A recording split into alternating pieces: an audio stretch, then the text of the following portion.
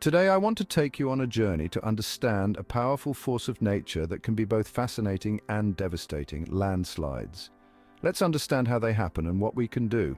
Landslides start with weathering and erosion. Wind, water, and temperature changes wear down rocks and soil, making them unstable. Gravity then takes over, pulling this loose material down the slope. Add water to the mix, be it from heavy rain, flooding, or groundwater, and you've got a slippery situation.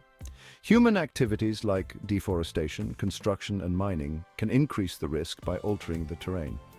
Finally, a sudden event like an earthquake or heavy rainfall triggers the landslide. Different types of landslides include rockfalls, debris flows, and mudslides.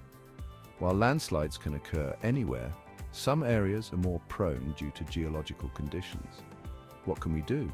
Monitor weather and terrain, implement prevention measures like terracing and revegetation, evacuate when necessary, and support research and education. Respect nature's power and take steps to mitigate landslide impacts. Thanks for joining me on this journey. Together, let's build a safer, more resilient world.